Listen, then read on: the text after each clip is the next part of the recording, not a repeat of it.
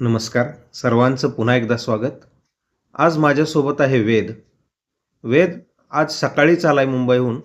काल त्यानं मुंबईत ई-समिट अटेंड केलंय, IIT मुंबई येथे. आज आपण वेदसोबत त्याच विषयावर गप्पा मारूया.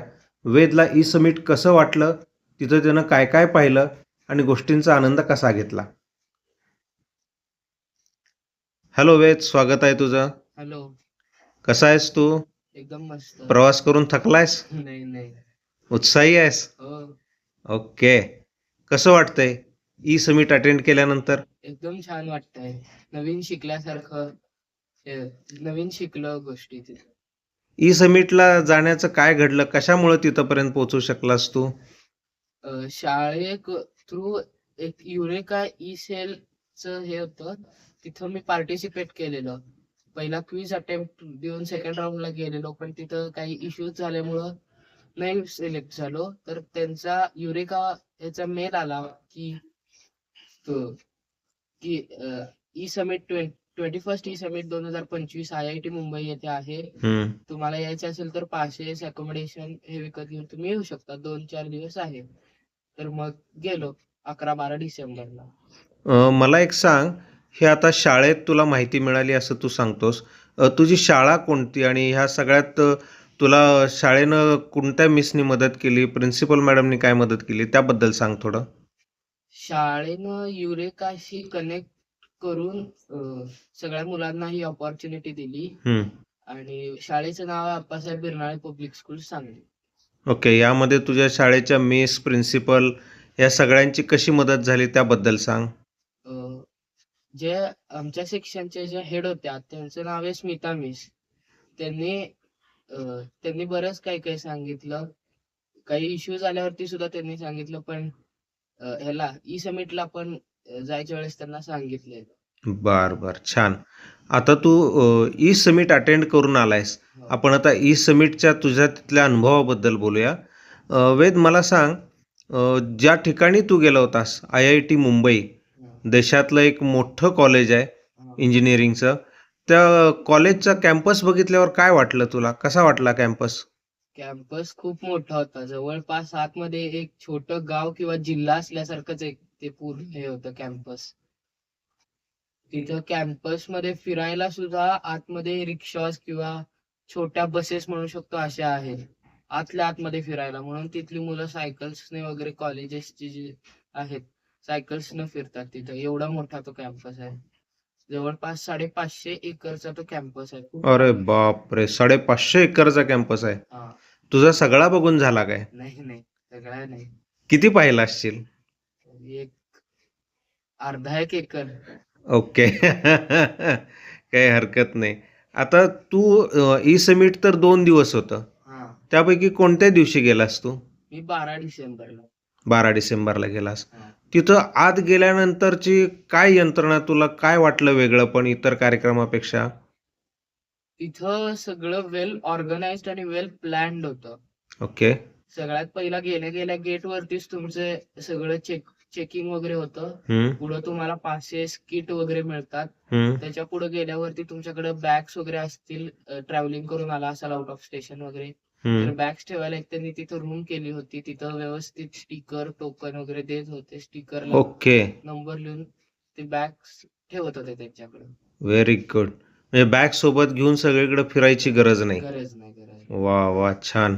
मग आता मला सांग वेद, तू तर आता सकाळी लवकर गेला होतास तिथं, मग तिथं कॅन्टीन वगैरे आहेत काय कॉलेजची? कॉलेजचे कॅन्टीन्स आहेत, पण तिथं ई समिटला जी लोक येतात त्यांना अलाउड नाही आहे. त्यांच्यासाठी कॅम्पस मध्येच मुलांसाठी पण आणि ई समिट अटेंड करायला आलेल्या लोकांसाठी पण तिथं कॅफेटेरिया, कॅफेज आणि खायचे स्टॉल्स टाईप आहेत. तिथं खाऊ शकतो आपण. Okay, very good. मला एक सांग, आता तिथं तुझ्यासारखे ते ई समिट बघायला आलेली बरीच लोक असतील. अशा लोकांशी तुझ्या काही गप्पा झाल्या का? बोलणं झालं का? गप्पा तर नाही झाल्या, पण फॉरेनर्स भेटलेले. ओके. त्यांच्याशी गप्पा झाल्या. काय बोललास त्यांच्याशी तू? कुठल्या देशातून आहेत? त्यातली बरीच जण ऑस्ट्रेलियाहून, UK हून अशा बऱ्याच देशांमधून आले होते. आणि काय सांगितलं त्यांनी? कशाबद्दल आलेत ते? काही काही जण होती ती बघायला आली होती ई समिट, आणि काही काही जण होती ती जज करायला आलेली, त्यांना ऍज अ जजेस म्हणून बोलवलं होतं. ओके.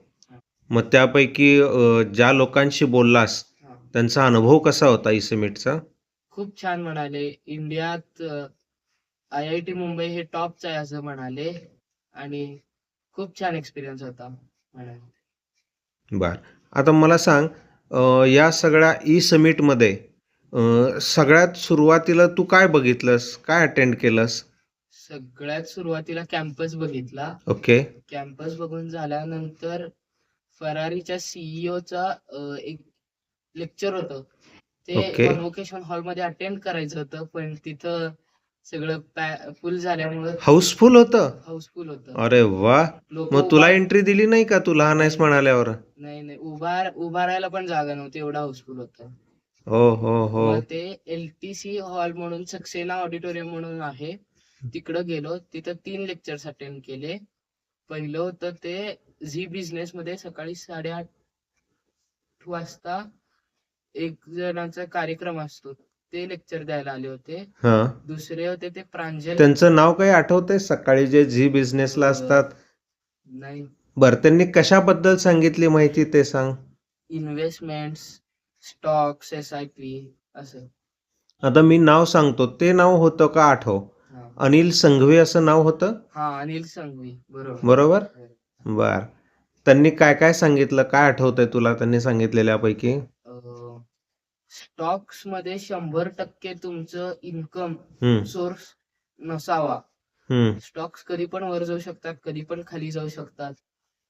म्हणजे स्टॉक्स हे तुमचं उत्पन्नाचं एकमेव सोर्स असता कामा नये, असं त्यांना म्हणायचं होतं. प्रायमरी नको, सेकंडरी. सेकंडरी असायला हवं. बर बर बर.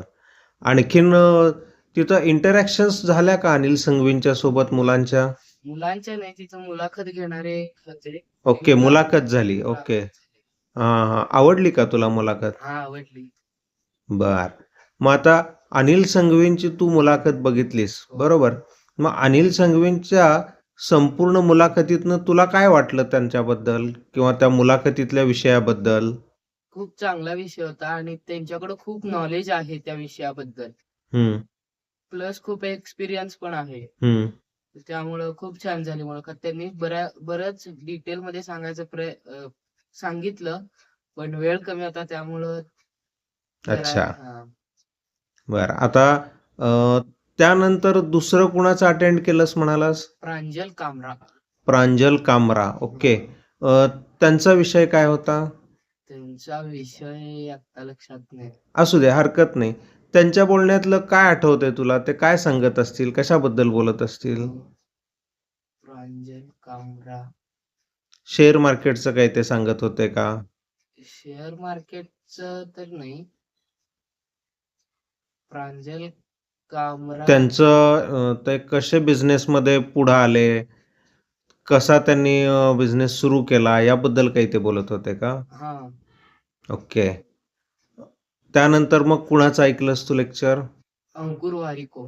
अंकुर वारिको यांच्याबद्दल काय सांगशील? अंकुर वारिको बद्दल? अंकुर वारिको यांची मुलाखत नव्हती. बर. मग पहिली दोघं होती त्यांची मुलाखत होती. हा. अंकुर वारिको यांचं 100% लेक्चर टाईप होतं, एनर्जेटिक लेक्चर होतं. ओके. फुल हॉल भरलेला होता. हा. लोक उभारून बघायला पण तयार होती, उभा राहायला सुद्धा जागा नव्हती, एवढा हॉल भरलेला तो. अरे वा. मग अंकुर वारिकोंनी जे काही लेक्चर दिलं ते तुला कसं वाटलं? खूप छान वाटलं. आणि त्या लेक्चर मधला त्यांचा विषय काय होता, किंवा त्यांच्या लेक्चर मधनं तुला काय घेण्यासारखं वाटलं, त्याबद्दल सांग. त्यांचा विषय असा होता human monopoly and growth of business. Human monopoly and growth of business. Okay. याबद्दल काय सांगितलं, त्यातलं तुला काय समजलं किंवा काय आवडलं? मला त्यातलं एक असं आवडलं की तुम्ही कन्सिस्टंट राहिलं पाहिजे. ओके. आणि त्यांनी एक उदाहरण दिलं की इंडियन पॅरेंट्स एक अशी गोष्ट करू शकतात जे बाकीच्या देशातली लोक करू शकत नाही. एक्झामच्या आधी बरोबर किती दिवस मुलाला अभ्यासाला बसवलं पाहिजे हे फक्त इंडियन पॅरेंट्सनाच माहित आहे, असं ते म्हणत होते. ओके. ते जेव्हा दुसऱ्या देशात शिकायला गेले, हा त्यांना ते तिथं फक्त काय म्हणतात त्याला रट्टा मारून पास होत होते. हा 100% मिळवत होते. हा त्यांना 100% स्कॉलरशिप 2004 सालात $1500 मिळत होते हम्म तिथं शिकण्यासाठी हम्म फिजिक्स. त्यांना 100% स्कॉलरशिप सुद्धा मिळालेली. पण नंतर त्यांना लक्षात आलं की इथं रट्टा मारून अभ्यास होत नाही, इथं समजून घेऊन अभ्यास होतो. मग ते परत भारतात आले आणि पुढचं सगळं त्यांचं हे. वा वा वा व्हेरी गुड. मला एक सांग, आता तू हे 3 लेक्चर्स अटेंड केलेस, ह्या लेक्चर्स व्यतिरिक्त आणखीन काय तिथं बघितलंस? आणखीन बरंच काही कॅम्पस एक्सपो वगैरे असं काही होता का तिथं? बिझनेस एक्सपो होता तो बिझनेस बघितला. हां हां हां. त्याच्यात काय काय होतं? तुझं ऑब्झर्वेशन काय आहे? कोणत्या बिझनेसचे तिथं स्टॉल्स होते किंवा नवीन इनोव्हेशन मधलं असं काही दिसलं का तुला तिथं? हा तिथे एक इनोव्हेटिव्ह दिसलं, स्टॉलचं नाव मला लक्षात नाही, हां पण त्यांचं इनोव्हेशन असं होतं हम्म की ते टाईप ऑफ सॉफ्टवेअरच होतं. ते तुम्ही विकत घेतलं, समथिंग इयरली मंथली प्लॅन होता. ते तुमचे क्लायंट्स, तुम्ही कुठल्याही फील्ड मध्ये असा, तुमचे ते clients time to time follow up घेत होतं. टाइम टू टाइम ते सॉफ्टवेअरच त्यांना फोन लावून सॉफ्टवेअरच बोलणार. ओके. हा मग हे AI बेस्ड असेल का? AI based. AI बेस्ड होतं, हे एक बघितलंस. हा ओके. आता त्या जिथं तू फिरत होतास ते कॅम्पस बघितलास म्हणून मगाशी सांगितलंस, कॅम्पसमधले IITचे हॉल्स प्रसिद्ध आहेत असे ऐकून आहे. त्यातलं काही बघायला मिळालं का तुला? हॉल्स म्हणजे लेक्चर हॉल. हां. हा एक बघितला, हम्म खूप मोठा होता. हम्म 100-200 जण बसून अभ्यास करतील एवढा मोठा होता. हम्म. आणि प्रत्येक टेबलला तिथं चार्जिंग सॉकेट्स होते, कारण कदाचित तिथली मुलं लॅपटॉप वरतीच अभ्यास करत असतील. ओके. आणखीन काय वेगळे पण वाटलं त्या हॉलमध्ये? अजून तो हॉल 100% AC होता, एअर कंडिशन. ओके. हां हां हां. आणि बाकी तुमचे जे ब्लॅकबोर्ड्स असतात, डिजिटल बोर्ड्स डिजिटल असतात, बोर्ड्स होते तिथे. सगळे डिजिटल बोर्ड्स होते. बर बर बर. ओव्हरऑल जर तुला बघायचं झालं तर कसं वाटतंय ई समिट बघून आल्यानंतर आज आता? खूप छान वाटतंय. बरं झालं ई समिट बघायला गेलो. आता ई समिट तुला तू जाऊन आलास, हा असा कुठला एखादा तो ई समिट मधला कार्यक्रम, मुद्दा किंवा भाग आहे का की जो तुझ्याकडून सुटला आणि तुला बघावा असा वाटत होता? अमन गुप्ताचं एक लेक्चर. ओके. अमन गुप्ताला ऐकायचं होतं. अमन गुप्ता. हां, ते आदल्या दिवशी होतं ना 11 तारखेला, त्यामुळं ऐकता आलं नाही. हा. पुढच्या वर्षी परत जायला तयार आहेस का? हा आहे की. आहे तयार. आहे. वा वा, छान छान. आणि एक वाक्य आठवतंय, हां. झी बिझनेसला ज्यांचा कार्यक्रम अनिल असतो, संघवी. हां. अनिल संघवींचं, if you can't solve the problem, enjoy the problem. हो बरोबर, हे आवडलं तुला. काय हरकत नाही. Thank you very much. आज तू माझ्याशी गप्पा मारल्यास. खूप छान. थँक्यू.